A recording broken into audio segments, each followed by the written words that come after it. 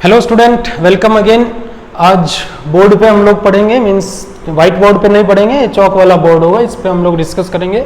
और next topic हमारा रहेगा, हमने इससे पहले जो है यूनिट सेल के बारे में डिस्कस किया था, तो अब जो नेक्स्ट टॉपिक रहेगा उसमें हम बात करेंगे 7 क्रिस्टल सिस्टम की। यहाँ हम बात करेंगे 7 क्रिस्टल सिस्टम। तो इससे पहले जब हमने 2 डायमेंशनल लेटिस पढ़े थे तो हमने 5 टाइप ऑफ लेटिस पढ़े थे। जब 2D के अंदर हमने डिस्कस किया था तो 2D में हमने कितने टाइप लेटिस पढ़े थे? 5 टाइप लेटिस पढ़े थे। अब हमें 3D के अंदर पढ़ने कि 3D के अंदर कितने टाइप के लेटिस होंगे। इसमें आप लोग ये भी कह सकते हो कि 7 क्रिस्टल सिस्टम के अंदर अलग अलग करके आप लोग एक ब्रावियस लेटिस बना सकते हो। क्या बना सकते हो? एक ब्रावियस लेटिस। तो उस ब्रावियस लेटिस को भी हम लोग डिस्कस करेंगे। ये टोटल 14 टाइप के हो जाएंगे। कितने टाइप के हो जाएंगे ये क्रिस्टल सिस्टम? 14 टाइप के क्रिस्टल सिस्टम हो जाएंगे। तो इसमें हम लोग यहाँ पे लिखेंगे, सबसे पहले सिस्टम की बात करेंगे कि किस तरीके की शेप, या हम लोग क्यूब लिखेंगे। यहाँ पे क्यूब किस तरीके का होगा फर्स्ट। दूसरा हम बात करेंगे ब्रावियस लेटिस कैसा होगा, उसके अंदर कौन कौन से ब्रावियस लेटिस हो सकते हैं। थर्ड हम लोग यहाँ डिस्कस करेंगे डिस्टेंस या एज लेंथ के बारे में, या एज के बारे में हम लोग बात करेंगे। और उसके बाद एंगल्स, यहाँ हम लोग एंगल लिखेंगे। और इन द एंड यहाँ हम लोग बात करेंगे एग्जांपल्स की, कि हर एक जो यूनिट सेल या क्यूब हम लोग पढ़ेंगे उसके एग्जांपल्स क्या होंगे। तो फर्स्ट वी विल डिस्कस, पहला हम लोग पढ़ेंगे क्यूब होगा हमारा, सिंपल स्ट्रक्चर होगा हमारा, क्या? क्यूब होगा। क्यूब के अंदर कौन कौन से ब्रावियस लेटिस बन सकते हैं? इसमें एक तो प्रीमिटिव बन सकता है, एक तो यहाँ प्रीमिटिव बन सकता है, दूसरा आपका क्या बन सकता है? एफसीसी मींस फेस सेंटर्ड, और थर्ड आपका बन सकता है बीसीसी। मींस एक क्यूब जो है वो 3 तरीके के लेटिस के साथ एग्रीगेट करती है, या जो है अप्लाई होती है। मतलब एक तो प्रीमिटिव, एक एफसीसी, और एक क्या हो गया? बीसीसी। यहाँ के बाद एज लेंथ की जब मैं बात करता हूँ तो एज में क्या आ जाएगा आपका? A is equal to B रहेगा, इज इक्वल टू सी रहेगा, and alpha is equal to beta is equal to gamma, all are equal to कितना? 90 डिग्री। अगर मैं इसके एग्जांपल्स की बात करूं तो ये आपका NaCl, KCl, ZnS आप यहाँ कह सकते हो, डायमंड की बात आप लोग यहाँ कर सकते हो, और copper etcetera. These are the example for cube. अभी क्यूब का स्ट्रक्चर आप लोग जानते हो क्या होगा। हम सबका स्ट्रक्चर नहीं बनाएंगे, ये ऑलमोस्ट सबका सेम नजर आता है। तो आप इस क्यूब को देखो तो मोस्टली जो स्ट्रक्चर है वो इसी तरीके के होते हैं, केवल कुछ के अंदर बेंट आ जाता है, कुछ जो स्ट्रेट होती हैं, किसी के अंदर कोई लेंथ ज्यादा होगी, किसी के अंदर कोई लेंथ कम होगी। तो यहाँ केवल हम जो है इनकी डायमेंशंस के बारे में पढ़ेंगे। जो ये जो तस्वीरें हैं इनकी, ये फोटो है, ये आप लोग बुक में देख सकते हो, आपकी बुक के अंदर ये मिल जाएगा आपको। तो हर एक बुक के अंदर ये प्रेजेंट होता है। हम केवल डायमेंशंस की बात करेंगे। सेकेंड टाइप जो होगा उसमें हम लिखेंगे टेट्रागोनल। यहां हम लोग लिखेंगे टेट्रागोनल। टेट्रागोनल में फर्स्ट आपका एक तो होगा प्रीमिटिव, एक आप इसके अंदर प्रीमिटिव देख सकते हो, दूसरा आप इसमें देख सकते हो BCC means body centred cubic unit cell. इसकी जो डायमेंशंस होंगी, एज लेंथ होगी जो A is equal to B is equal to कितना? C, means A is equal to B is not equal to कितना? सी होगा। और मैं एंगल्स की बात करूं तो alpha is equal to beta is equal to gamma, all are equal to कितना होंगे? 90 डिग्री होंगे। और जब मैं इसके एग्जांपल्स की बात करता हूं तो यहां हम लोग लिखेंगे व्हाइट टिन, या SN हम लोग बोल दें। उसके बाद आप लोग लिख सकते हो SnO2 आप यहां कह सकते हो, etcetera etcetera. These are the example for tetragonal. Third point हम लोग डिस्कस करेंगे ऑर्थोरोम्बिक। ऑर्थोरोम्बिक की अगर मैं बात करता हूं तो इसमें आपका फर्स्ट आ जाएगा प्रीमिटिव। इसमें 4 तरीके के ब्रावियस लेटिस बन के आएंगे। प्रीमिटिव, सेकंड आपका होगा एफसीसी, थर्ड हम डिस्कस करेंगे BCC, and the fourth one is end centred unit cell. Fourth क्या होगा आपका? End centred unit cell. इसकी डायमेंशंस की मींस इसके अंदर कितने टाइप ऑफ ब्रावियस लेटिस बन रहा है? 4 टाइप ऑफ ब्रावियस लेटिस इसके अंदर बन के आ रहा है। और यहां होगा आपका A is equal to B is equal to C, लेकिन ये आर नॉट इक्वल टू, मतलब एक दूसरे के इक्वल नहीं होंगे। Means A is not equal to B is not equal to C. And अगर मैं एंगल्स की बात करूं तो alpha is equal to beta is equal to gamma, all are equal to कितना होगा? 90 डिग्री होगा। ये आपका इक्वल टू 90 डिग्री होंगे। इसके एग्जांपल्स की बात जब मैं करता हूं तो ये आपका होगा रोम्बिक सल्फर। इसके एग्जांपल हो जाएंगे आपके रोम्बिक सल्फर। और आप लोग लिख सकते हो TiO2 और KNO3 etcetera etcetera. These are the example for rhombic sorry orthorhombic के लिए. फोर्थ हम डिस्कस करेंगे मोनोक्लिनिक. मोनोक्लिनिक इसमें आपके दो तरीके के ब्रावियस लैटिस बनेंगे. एक आपका प्रीमिटिव होगा और दूसरा होगा आपका एंड सेंटर्ड. दूसरा क्या होगा आपका एंड सेंटर्ड होगा. और यहां जब मैं लेंथ की बात करता हूं तो ये होंगे आपके a is not equal to b is not equal to c, but alpha is equal to gamma is equal to 90 degree होगा, but beta is not equal to 90 degree. Beta यहाँ 90 डिग्री के इक्वल नहीं होगा. इसके example की जब मैं बात करता हूं तो ये आपका हो जाएगा मोनोक्लिनिक सल्फर. Monoclinic sulphur. और हम यहां लिख सकते हैं Na2SO4 इंटू 10H2O, ये इसका एग्जाम्पल हो सकता है. और CaSO4 into 5H2. These are the example for monoclinic. Next we will discuss fifth जो हमारा होगा उसमें हम बात करेंगे हेक्सागोनल की. यहां हम लिखेंगे हेक्सागोनल. हेक्सागोनल के अंदर एक टाइप की ब्रावियस लैटिस बनेगी, वो कौन होगी? प्रीमिटिव होगी. वो कौन होगी? प्रीमिटिव. इसके अंदर जो लेंथ होगी वो a is equal to b is equal to क्या होगा? c, but alpha is equal to beta is equal to होगा 90 degree, but gamma is not equal to 90 degree, it is equal to 120 degree. ये कितना किसके equal होगा? 120 degree equal होगा. और इसके एग्जांपल की जब मैं बात करता हूं तो ये आपका हो जाएगा ग्रेफाइट. और लिख सकते हो आप लोग ZnO मीन्स जिंक ऑक्साइड. और आप CDS यहां पे लिख सकते हो etcetera etcetera. These are the example for hexagonal type of crystal. Hexagonal के बाद हम डिस्कस करेंगे सेवंथ टाइप जो क्रिस्टल सिस्टम होगा हमारा, सॉरी सिक्स्थ टाइप जो क्रिस्टल सिस्टम होगा उसमें हम लिखेंगे रोम्बोहेड्रल. रोम्बोहेड्रल. रोम्बोहेड्रल के अंदर भी एक टाइप का जो ब्रावियस लैटिस बनेगा जिसे हम कहेंगे प्रीमिटिव. जिसे क्या कहेंगे? हम प्रीमिटिव कहेंगे. इसमें जब मैं लेंथ की बात करता हूं तो a is equal to b is equal to c, but alpha यहां लिखेंगे alpha is equal to beta is equal to gamma, all are not equal to 90 degree. ये 90 डिग्री के इक्वल नहीं होंगे. अभी मैं रोम्बोहेड्रल के एग्जांपल की बात करूं तो इसमें आप लोग लिख सकते हो एक आपका कैलासाइट हो जाएगा जिसे हम CaCO3 के नाम से भी जानते हैं. एक आपका HGS हो जाएगा जिसे हम सिनेबार के नाम से जानते हैं. तो ये इस तरीके के कुछ इसके अंदर एग्जाम्पल हो जाएंगे etcetera etcetera. These are the example for rhombohedral. Now the last one is, ऊपर लिख लेता हूं मैं, लास्ट वन आपका होगा ट्राइक्लिनिक. लास्ट हम डिस्कस करेंगे ट्राइक्लिनिक के बारे में. सेवंथ टाइप जो क्रिस्टल सिस्टम होगा उसमें हम बोलेंगे ट्राइक्लिनिक. ट्राइक्लिनिक. यहां भी आपका one type of Bravais lattice बनेगा जिसे मैं बोलूंगा प्रीमिटिव.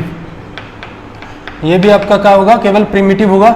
इसमें आपकी जो एज होगी वो a is not equal to b is not equal to c, and alpha is also not equal to beta is also not equal to gamma is also not equal to 90 degree. अगर मैं इसके example की बात करूं triclinic के examples की, तो ये आपका हो जाएगा K2Cr2O7.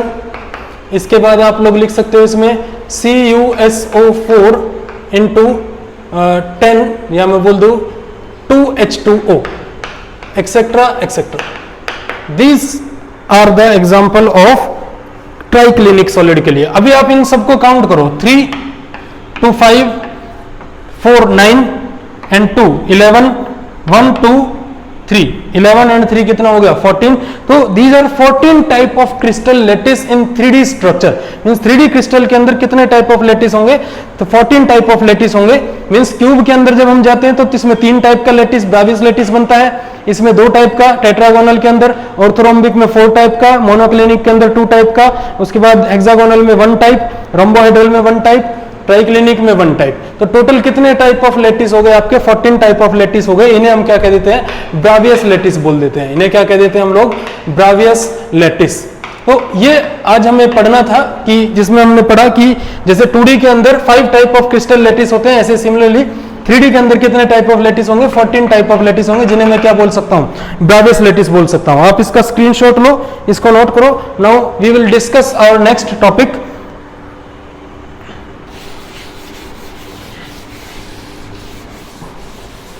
नेक्स्ट टॉपिक हमारा होगा number of atoms find out करना। मीन्स कि एक क्यूब के अंदर, या मैं बोल दूं कोई भी एफसीसी हमारे पास है या बीसीसी हमारे पास है, या कोई भी किसी भी तरीके का क्यूब अगर है, तो वहां कुछ एटम आयन मॉलिक्यूल उसके प्रेजेंट होंगे, कॉर्नर्स पे होंगे, कुछ उसके फेसेस पे होंगे, तो उसके अंदर टोटल नंबर ऑफ एटम क्या प्रेजेंट होंगे। फॉर एग्जांपल नेक्स्ट जो टॉपिक हमारा, to calculate the number of atom in a cubic system, जिसे हम क्या कहेंगे? जेड इफेक्टिव कहेंगे। जिसे हम क्या कहेंगे? Z effective. Mean Z effective हमें डिस्कस करना है, जेड इफेक्टिव फाइंड आउट करना है। और हम करने क्या जा रहे हैं कि फॉर एग्जांपल मैं आपसे कह दूं कि ये आपका एक बॉक्स है। अब इस बॉक्स के साइड में एक और बॉक्स है, तो मैं अगर इसके इस कॉर्नर पे कोई एटम रख देता हूं, अभी एक बात ध्यान रखना, मैं एटम को इस तरीके से रिप्रेजेंट करता हूं, लेकिन मैं उसको इस तरीके से यहां शो नहीं करता, मैं केवल उसका कौन सा पॉइंट शो करता हूं? यहां सेंटर पॉइंट शो करता हूं। तो हम यहां केवल सेंटर पॉइंट को लेके चलेंगे, लेकिन फिर भी समझने के लिए हम लोग यहां पे क्या डिस्कस करते हैं, एक बार एटम को प्लेस करते हैं। अब देखो, ये मेरा एक पूरा एटम रखा हुआ है। अब इस एटम को दोनों यूनिट सेल ने क्या किया हुआ है? सराउंड किया हुआ है। अब आप ध्यान से देखो, ऐसे ही अगर मैं इसके ऊपर इस तरीके का एक और बॉक्स बना दूं, फिर मैं एक और बॉक्स यहां बना दूं, तो अब आप ध्यान से देखो, एक एटम जो है वो 4 बॉक्सेस के अंदर डिवाइड है। मतलब कि इस बॉक्स के लिए इसका केवल कितना हिस्सा प्रेजेंट है? 1/4। इसके लिए कितना हिस्सा प्रेजेंट है? 1/4। सेम इसके लिए कितना हिस्सा प्रेजेंट है? 1/4। और इस एटम का इसके लिए कितना हिस्सा प्रेजेंट है? 1/4। अब यही कॉन्सेप्ट हमें 3D के अंदर पढ़ना है।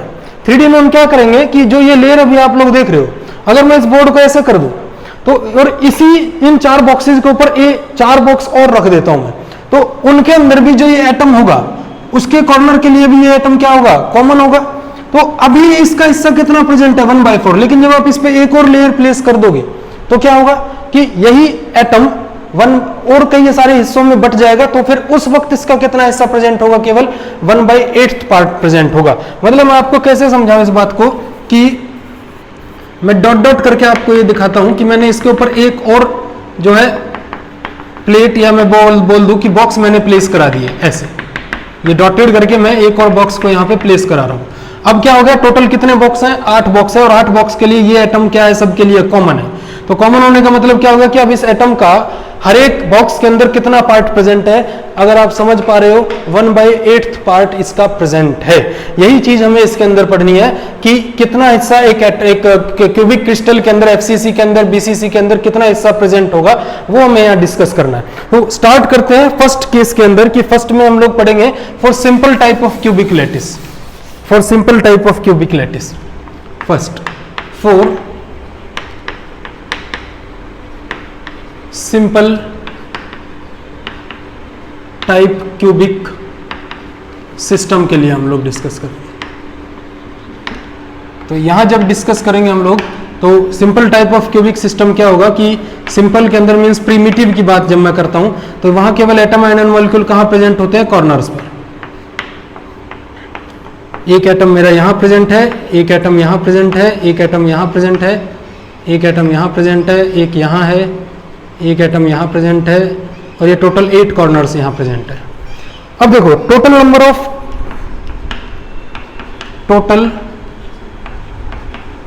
ऑफ कॉर्नर कितने हैं? 8। अब आप इमेजिन करो, इसी यूनिट सेल के सराउंड में आसपास एक और यूनिट सेल प्रेजेंट हो, एक इसके पीछे प्रेजेंट हो, और जो साइड में एक इमेजिन की है हमने, एक उसके पीछे भी प्रेजेंट हो, और बिल्कुल इसी तरीके से नीचे कितनी यूनिट सेल होगी? 4। और ऐसे ही एक उनके ऊपर मैं बना दूं 4 यूनिट सेल। तो अगर मैं इस एटम को डिस्कस करता हूं उनके लिए, तो ये एटम हर एक यूनिट सेल के अंदर गिरा हुआ है, और इसका कितना हिस्सा प्रेजेंट है हर एक यूनिट सेल के अंदर? 1/8। तो मैं कह दूंगा कि 8 कॉर्नर है, और हर एक एटम जो कॉर्नर पे प्रेजेंट है वो कितनी यूनिट सेल ने सराउंड किया हुआ है? 8 यूनिट सेल ने सराउंड किया है। तो ये तो हो गया फॉर कॉर्नर के लिए। ये किसके लिए बात की है मैंने? पर एटम। यहां हम लिखते हैं is surrounded by 8 unit cell. हर एक एटम कितने यूनिट सेल से सराउंड है? 8 यूनिट सेल से सराउंड है। तो आप लोग इसको कैंसिल आउट करोगे तो यहाँ टोटल नंबर ऑफ एटम कितने आएंगे? कॉर्नर के लिए 1 एटम आ जाएगा। किसके अंदर? सिंपल टाइप ऑफ क्रिस्टल या मैं बोल दूं क्यूबिक सिस्टम के अंदर कितना एटम आएगा? 1 एटम आएगा। कैसे कि देखो ये सारे के सारे एटम का आप लोग देखो, अगर इस यूनिट सेल को मैं इसमें देख रहा हूं तो यहाँ पे अगर मैं इसको एटम मान लेता हूं तो इसके मैं 8 हिस्से कर देता हूं। ये मैंने 8 हिस्से किए, तो यहाँ जो हिस्सा प्रेजेंट है, ये जो हिस्सा प्रेजेंट है ये हिस्सा है, ये जो हिस्सा प्रेजेंट है ये वाला हिस्सा है, ये वाला हिस्सा है, ये हिस्सा है, इसका ये पार्ट है, इसका ये पार्ट है, और ये वाला पार्ट है, और ये वाला पार्ट है। तो टोटल मिला के इसमें केवल कितना एटम प्रेजेंट है बेटा? 1 एटम प्रेजेंट है। मतलब कि ये जो एटम है ये किसी और यूनिट सेल ने भी सराउंड किया होगा। यहाँ हम केवल डिस्कस करने जाएंगे केवल एक यूनिट सेल को। जब मैंने आपको यूनिट सेल पढ़ाई थी तो मैंने आपसे कहा था कि पूरे क्रिस्टल में से हम उसका एक छोटा सा हिस्सा पढ़ेंगे और उसी के अकॉर्डिंग डिस्कस करते चले जाएंगे। मतलब कि हमने उस वक्त ये पढ़ा था, तब हमने ये पढ़ा था, और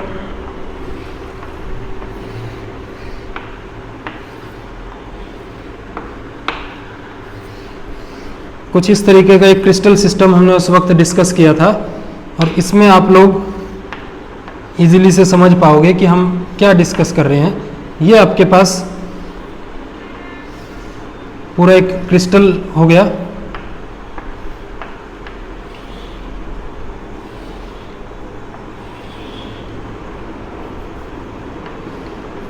अब देखो यहां जो एटम प्रेजेंट होगा, यहां जो एटम प्रेजेंट होगा इस कॉर्नर पे, इसको कितने यूनिट सेल ने सराउंड किया हुआ है?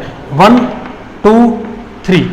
अब नीचे आओगे जब ये 4, ये पीछे 5, ये 6 और ये कौन सी 7।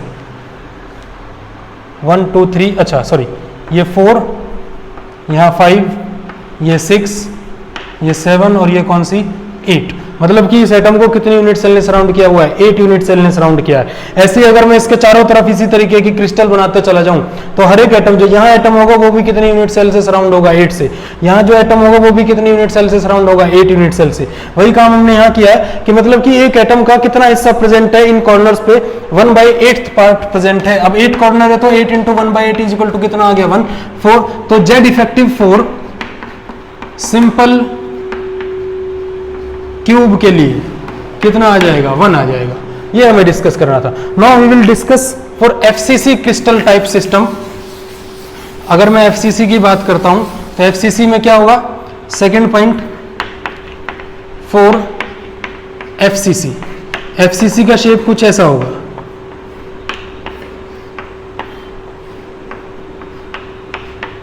एफसीसी कुछ इस तरीके का होगा। Atom and molecule are present on the corner.